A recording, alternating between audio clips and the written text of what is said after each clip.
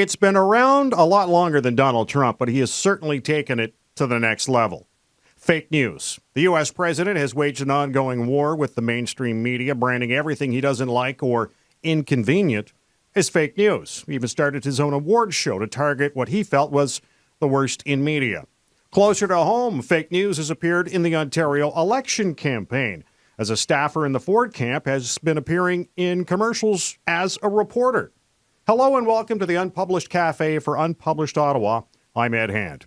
Back in January, the Canadian government looked at the issue of fake news and deduced there wasn't much it could do.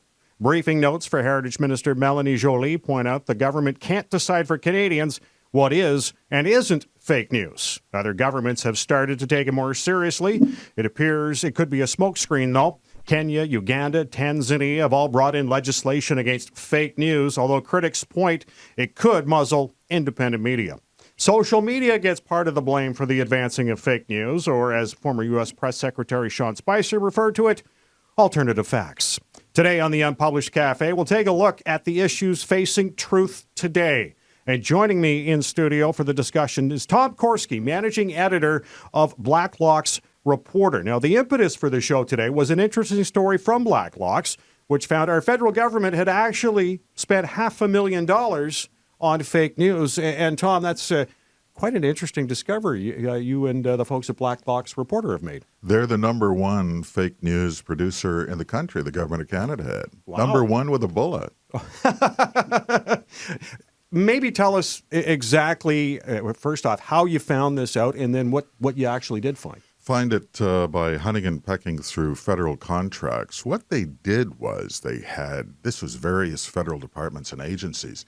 They had employees, their own employees, ghostwrite stories about the work they do. And as you'd imagine, they concluded they do a pretty good job. They went further and paid a broker in total $577,000 last year to distribute these stories, not identified as government news releases, but identified as News Canada Incorporated stories that were then distributed mainly to weeklies free of charge. You know, I did see some of those stories as well when I was working in radio, and we would see a lot of those feeds come in on the Ontario feed for those who understand that. But yeah, there was no credit given or nothing said that, oh, this is written by the government or. No casual reader could conclude that those stories written about a certain government agency were ghostwritten by people who work for the same agency. No reader could come to that conclusion. And if you were slightly curious, you'd have to spend a lot of time searching through contracts, as we did, to trace that back. Now, when you look at News Canada Inc., is this the only one who's providing this kind of information, or do we have other brokers? They're the main broker, right, and have been for some time. But the difference was, the government of Canada has done this for some years. The difference was they started to run these out through piecemeal contracts instead of a global contract. So if the contract is $10,000 here, it's $12,000 there, you have to go through contracts for 18 separate agencies and start adding up figures. So that's a good way to conceal it. The other thing is, we did have the Minister of Heritage go out in public and wring her hands and lament fake news and the state of journalism in Canada. Crocodile tears? It was moving, Ed. It was really moving. But, you know, what's it say about a federal government of a democratic nation that is supporting fake news in a sense? Why didn't they just come out and say, well, actually, we're number one with fake news? Yeah. I guess that would have spoiled the whole effect. Yeah.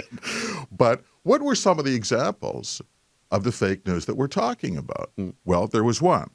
This was from the Pest Management Regulatory Agency. That's a Health Canada agency that regulates pesticides. And they had their staff do a story called Pesticides in Canada. And it said, when used properly, you can be assured there is no risk to human health or the environment from pesticides. Well, that's simply wrong, Ed. Yeah. The agency has licensed pesticides that it has admitted are environmentally toxic. In fact, they've been in federal court for 2 years with environmental groups for licensing and permitting the sale of pesticides that may be unsafe. And in fact, last year, a bunch of high-powered government lawyers went down to federal court to have the case dismissed that was filed by environmental groups, and a federal judge told them to drop dead. That story is misleading. It's a fake story. Would you like another example, Ed? Sure. This is my favorite. Okay. There's a group called the Financial Consumer Agency of Canada. It's a Government of Canada agency, and it's got consumer in the title. Well, what could be more delightful? And they had their staff write up a story, ghost-written, distributed through News Canada Incorporated, that advised readers on how to use home equity to get a line of credit from your bank. Now, there's a lot of people who will tell you, not a good idea. Lines of credit are expensive. Just remortgage. It's typically cheaper. And you really shouldn't maybe borrow against your home to pay for a wedding, a vacation, or a snowmobile. Now, what the story didn't mention is, despite its name, the agency gets a majority of its funding, 77%, from the banks. So the headline should have read, Bank Stooge Shills for Banks, but it didn't. The headline said, achieve your long-term financial goals with your home equity. Fake it. That's fake news. Tom Karski is joining us on the Unpublished Cafe from Blacklock's Reporter. He's the managing editor as we're talking about the war on truth and fake news. And, we've been talking an awful lot about the struggling newspaper industry, and, we have less options. It seems there's less oversight as well. Is it fair that the decline of the newspaper industry is part of the problem, or is it just they have a bad business model? I think this is where it gets pretty dark. The Government of Canada, about 3 years ago, had a change in policy. Most people didn't notice, but publishers did. They decided to cut back virtually all their advertising, federal advertising, in, for instance, dailies, but also weeklies. Did you know, I can show you government research that says more people in Canada read a weekly newspaper than use Twitter. It's not even close. The Department of Defense, when they use military recruitment campaigns, have gauged that sort of thing. It's not even close. Millions of Canadians on the farm, in the city, read a weekly newspaper. And the Government of Canada cut that advertising to the bone. That is 150-year-old policy. Well, what kind of advertising? These are typically legal notices, contract tenders. But for the publisher, it's pure margin. These are gold contracts. You get a few bucks to publish a legal notice for the federal government, and it's no cost to you, and you're guaranteed payment, and they cut it. And publishers said, you're killing us. There were publishers who went to the Commons Heritage Committee and said in testimony and hearings, you're killing some of our titles. Our margins are that thin. The government knew what it was doing. They knew their change in advertising policy hurt Canadian independent publishers because the publishers told them that. They didn't care. Their response was to spend more money on Facebook advertising. As the publisher's lobbyist in Ottawa says, you're creating jobs in Silicon Valley when you advertise with Facebook. Well, the same minister of Heritage who wrings her hands in public about the fate of independent Canadian media increased her Facebook advertising last year by 680%. So it's a puzzle, Ed, but it's not a complicated puzzle. Mm-hmm. It's only really got three pieces, and you put it together. Less direct financial support for independent Canadian publishers, it's death. More fake news, you will write what we tell you, and more advertising for U.S. multinationals like Facebook, Google, Twitter, YouTube. That's the policy. Why would they do that, Ed? Because there are no Facebook reporters on Parliament Hill. And reporters just cause everybody trouble. why finding out where the government spends the money. It's not a conspiracy theory. It's a government program. That's their program. You know, one of the let's look at the Ontario election. There's a couple of things that have come out of that, and it's in regards to the Ford campaign. You know, we see the Ford Nation videos, and you know they complain they don't get a fair shake from the media, so they have their own staffer doing the reporter thing, and to me that's obviously that's fake news for one, and two, people aren't picking up on that. Except I don't have to pay for Ford's monkey with a camera. No. I do have to pay for government staff that ghostwrite misleading, uninformative, self-serving stories that are placed in weeklies and dailies and other media. So we asked ourselves in examining these contracts, is it fake news? And as you point out, the Minister of Heritage produced a memo to define fake news. So we examined their definition with their own practices and policies. How did they define fake news? Well, it has to be state-sponsored, number one, check. That's a check. Yeah. It has to be easily and widely distributed, done. And it has to be compiled by people who are not journalists and not constrained by fact-checking. They nailed it, Ed. They nailed the fake news. And we get to pay for it. That's the difference with what Ford or any other party or candidate does in a campaign. What does, well, I was going to say the fact checker in the newsroom. It just seems that position has either disappeared or been outsourced or whatever, because, you know, we have, pick any paper, whatever story comes out, it's not convenient to whether it be Trump or Ford or whoever, and it's just fake news and that's it. But, you know, if you've got somebody checking the facts and producing the facts, then it should be irrefutable. 10,000 media jobs, by official estimate, have disappeared in the last 12 years in Canada. That's 10,000. How many pulp mills is that? How many copper mines is that? It's an absolute death spiral for the industry. Why would any publisher publish fake news?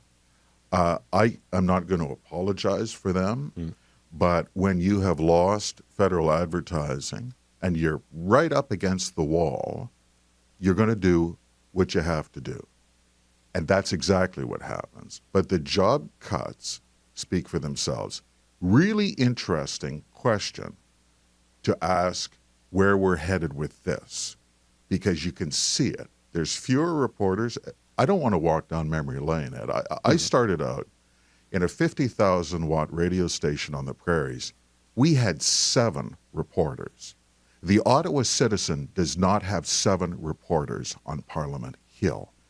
It is the flagship daily in a G7 capital.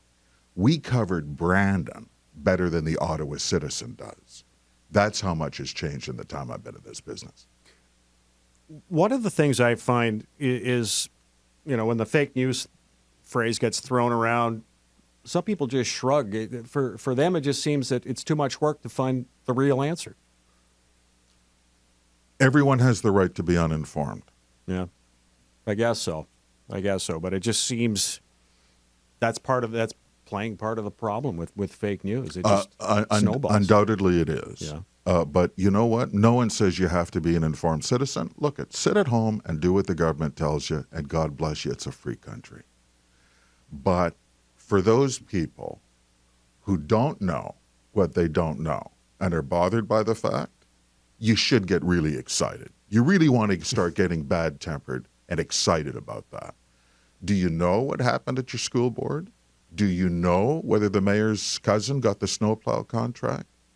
Do you know what the federal government does with your money? Does it matter to you? Those are questions 35 million people can ask themselves. I know what my answer is, but the solution is not to have the government ghostwriting copy. Tom Karski is joining us at the Unpublished Cafe as we talk fake news and the war on truth. And it seems we've been shifting towards the fake news or the lack of fact checking as the internet and social media come along. And do you blame either one for that? You would figure with the internet, it would make information that more accessible. You would think so. There's a problem. This is a theory I call the Pyongyang-Taylor theory. Have you ever seen film of that crazy dictator in North Korea? Mm-hmm. He always looks like hell. This is a billionaire and a dictator, but his suit is always badly fitting. He just doesn't look good. He looks like a tractor parts salesman. And that's because there are no tailors left in Pyongyang. Did you know that tailoring is actually a skill? And they got rid of all the tailors a long time ago. And now no one knows how to cut a suit. What's my point? I came up through the apprenticeship system in newsrooms. That's dead now. I can show you masters in journalism that I wouldn't hire to cover a motel fire. They got rid of the tailors, Ed. They killed the apprenticeship system. Being a reporter is a skill. It doesn't mean that you have a Twitter feed. It's work, and you have to know what you're doing. And there's fewer people all the time. I'm not an old man. I've been doing this since I was 17. But I've seen the change. There are reporters, quote unquote, who don't know what they're doing because they got rid of all the tailors. And now they don't know how to cut a suit. That's the problem. There's just no guidance there for especially the new ones. There's no guidance. There's no mentoring. There's no direction. I can show you daily newspapers, corporate owned in this country, that have managing editors under the age of 25. You can't have that. They don't know what they're doing. They're all on Facebook, but they don't know how to file an access to information request or go through public accounts or do contract checks or cover courts. The court coverage in this country is horrific. We cover courts. It's a world scoop every time we get a story because there's no other reporter in the courtroom. Did you know there was a corruption trial in Ottawa? Library and Archives Canada, in a alleged bid rigging scheme, over $3 million. And a former manager of Library and Archives Canada went to trial down at the Elgin Street Courthouse. Verdict is pending. Guess how many reporters were in that room? One. Our guy. What does that tell you? Well, is that the media doesn't have the interest, or is that the public or their market doesn't have the interest? You don't have a choice if you're in this business, No. but everyone has a Facebook page and a Twitter feed because that's what the cool kids do. And I don't know what to say. Journalism is work. Oh, yeah. You know, we call it's like blacksmithing. Like there's no pretty way to make a horseshoe, right? Mm-hmm. It's hot and you sweat and there's even sometimes swearing and you start banging like hell. But that's what the job is.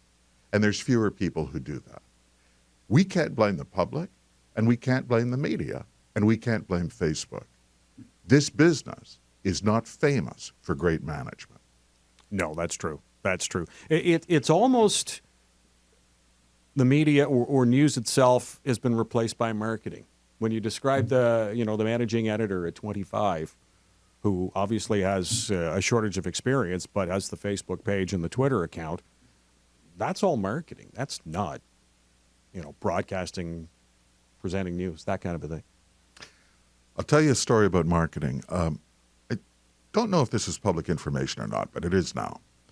When the Ottawa Citizen did a rebranding, this was about 3-4 years ago, you may recall they went with nice pastel colors. They had an entire advertising campaign. I understand they lost 2,000 paid subscribers. It happened like that. Now, you're talking about $250,000 walking out the door. Those were canceled subscriptions after the rebranding, after the new marketing campaign. And as I understand it, Citizen management asked itself why. And there was a theory and a conclusion that there were subscribers who'd been with them for years and they weren't even reading it anymore. They were walking the paper from the porch back to the recycling box. And they were looking for an excuse. And the Citizen gave it to them because it was all marketing. They didn't expand their coverage. They didn't hire any more court reporters. They didn't put more people on Parliament Hill. Ed, they hired a consultant and they did an ad campaign with a dude in a top hat. Yeah. And it turns out people read newspapers because they actually want the news. So, are there limits to marketing? Of course there are. If every focus group worked, every movie would be a blockbuster. Every campaign would be a winner. We know that's demonstrably false. So what's the answer if you're in the news business? Except to get back to the Bible and just do what people expect. Report the news. Tom Karski joining us from Blacklock's Reporter as we talk about the war on truth and fake news on the Unpublished Cafe. Do you think when you look at the situation, fake news, we see it down in the States, a lot of it with Trump. We saw a bit of it up here with the federal government, obviously now, and Ford Nation. What's the I guess your fear for politics? What's your fear for getting the information out if we could continue down this path? I used to be very hopeful that as legacy corporate-owned media collapsed under its own incompetence and weight, that there would be more independence, and we would actually revert to an era that is pre-mass media. A lot of people don't realize even mass newspapers are generally a new phenomenon, and it's a mechanical invention. The invention of pulp paper made print runs very inexpensive.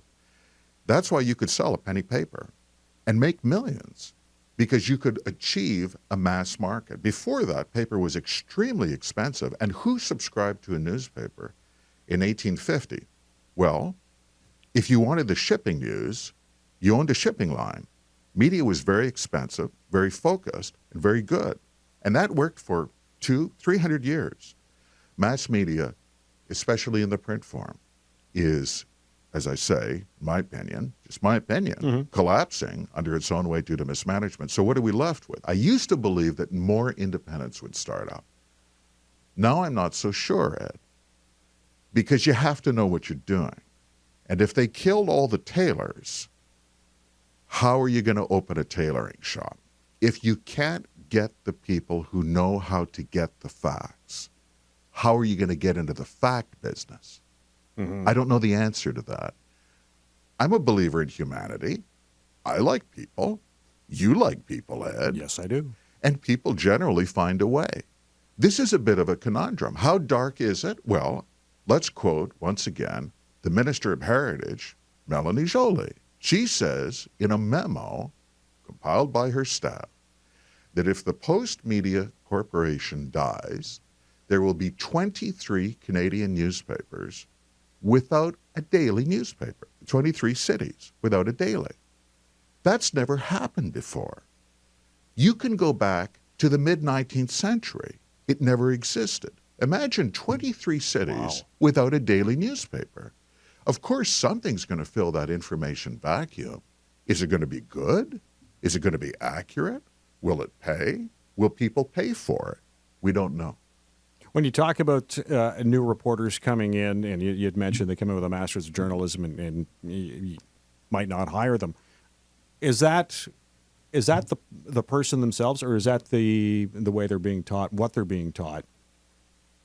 I've heard journalism schools described as modeling schools.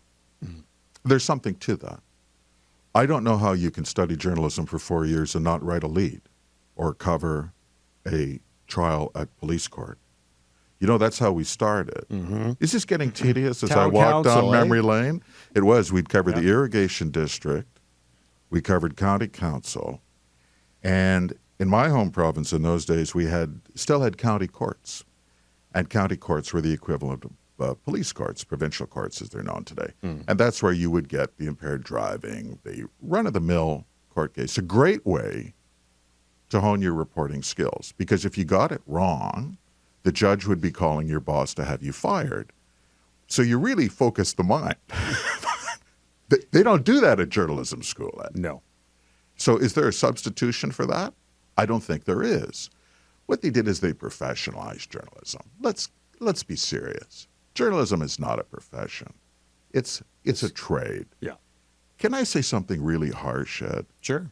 I'm going to attribute this to a guy who used to be an editor at the Montreal Gazette. This is really unkind, but you're a friend and I'm going to say it to you. Sure. He said that journalism used to attract the sharpest of the working class and now attracts the dullest of the upper class. There's something to that. It's not pleasant, but there's enough truth in that Oh, yeah. that it resonates. So you will have people taking a 4-year journalism course. That's expensive, Ed. You're talking student debt. Mm-hmm. Are they doing it because they weren't smart enough to become biochemists? Possible.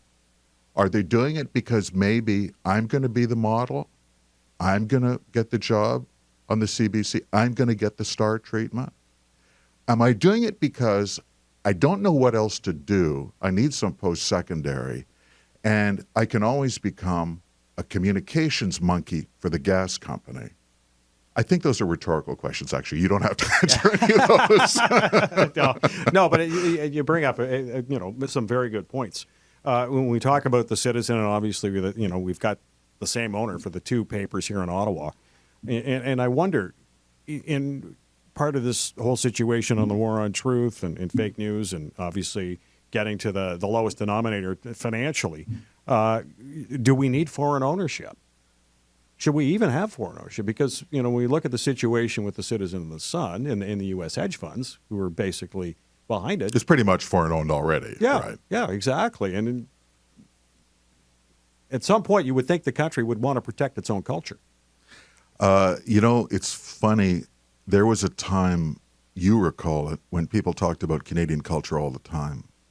It was very relevant, and it almost never comes up. The concept of original Canadian content is almost never discussed as a public policy issue, as a community worry, as a worthwhile objective. Interesting. Commons Industry Committee is doing a statutory review of the Copyright Act right now. Sounds dull. It's really not. It's electrifying. And due to some technical changes in the Act in 2012, original Canadian content producers just got the stick. And they have had, for instance, a novelist testified from Burlington, Ontario. She said she gets royalty checks now of about $138. This is her livelihood.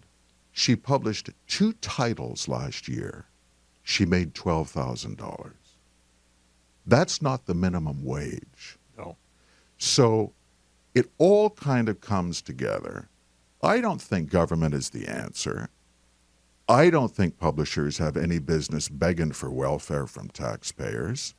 I believe in root hog or die. We're capitalists too. But is there any interest in preserving independent Canadian original content? The marketplace will decide that. The problem is the corporations took over all the independence, and then they screwed it up, Ed, and now they're driving off a cliff. And their answer was to beg John Q. Sucker, taxpayer, for a bailout. But what was in existence before?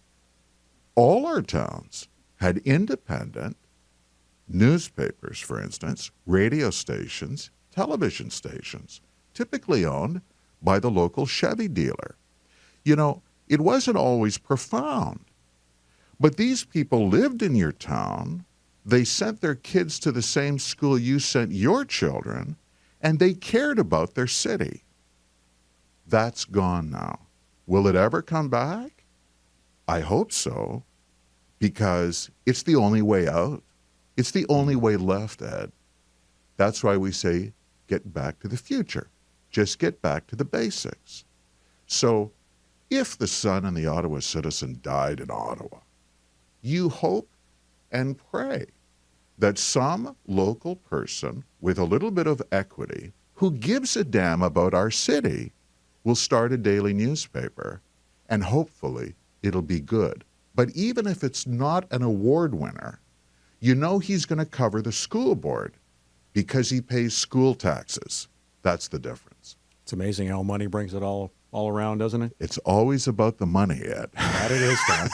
Tom, I want to thank you for joining us. My pleasure, Ed. Tom Karski is the managing editor at Blacklock's Reporters, and I recommend following them online for an in-depth analysis on federal issues. And I want to point out, said that on our podcasts that's coming up in the future, we'll be bringing you more analysis of the Ontario election campaign, which is turning out to be quite unique. And I want to thank you for checking out the Unpublished Cafe on Unpublished Ottawa.